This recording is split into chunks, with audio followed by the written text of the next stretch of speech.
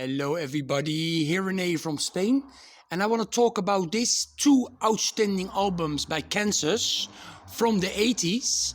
And I'm going to start with Audio Visions from 1980, and this ended 26 on the Billboard 200, the USA charts.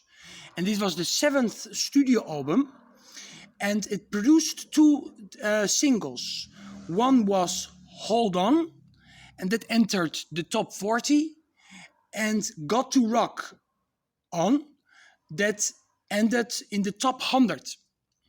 And this is actually the first album when Kerry Ljugren, you know, the guitar player and one of the leaders of the band, he converted himself to Christianity. And you can really hear this on this album. And also on the next one, but I will talk about it a little later. Yes, it's just an outstanding album. I really love this album. It still has some of the progressive Kansas from the 70s on it. But also it has more AOR. They were really getting into that sound, you know, like Journey was into. Or even Survivor or Asia later on. But I will talk about it also a little later. Okay, it's a little, you can see it better like this. Okay, also the song No One Together should have been already released on the Monolith album. But their two band members had like an argument because one band member didn't want that song to be on the Monolith album. That's why finally it came on this album.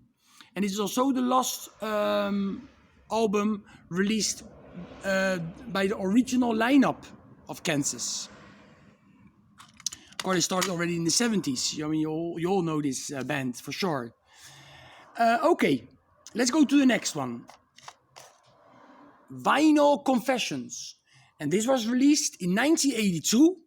And this was a little better in the charts. This ended up number 16 on the Billboard 200. And this is the 8th studio album with new vocalist John Elephant. Great vocalist, I really like him. He also sung on the next album on Drastic Measures from 1983. This is a very nice music on CD edition on CD. This is a re-release.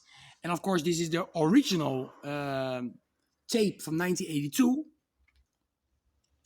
And they produced 3 singles, this album. One was Play the Game Tonight. That's the best charting song together with Dust in the Wind and Carry On Wayward Son. I mean, those 3 songs, Play the Game Tonight and the 2 I named from the 70s, Dust in the Wind and Carry On Wayward Son, were the most successful songs by Kansas.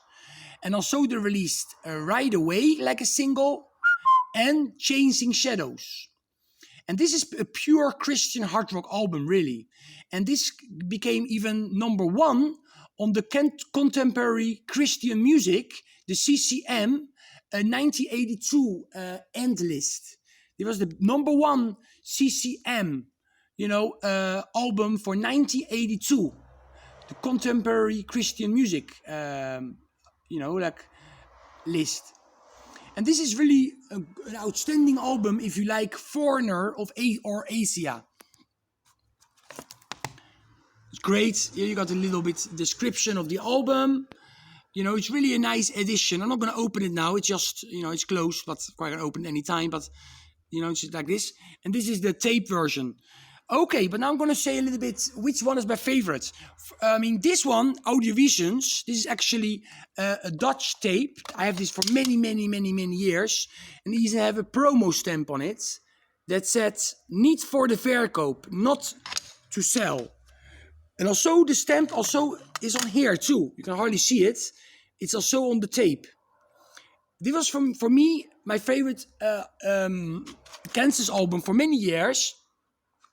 But I think now I would go for Vino Confessions if I have to choose between these two. So many great songs on this one, like Play the Game Tonight, Borderline, I love it, Play On, Crossfire. So many great songs on there here. But of course, also in Audiovision, they have a lot of great songs. You know, it's just an outstanding album too. These are two. I'm not saying underrated because I mean they still sold like 500,000 copies. They still went gold in the US, but they're not as famous as some of the 70s albums. You know, that's for sure. But they're outstanding. I already said so, but great albums. Check them out if you don't know these two albums, and stay metal, everybody.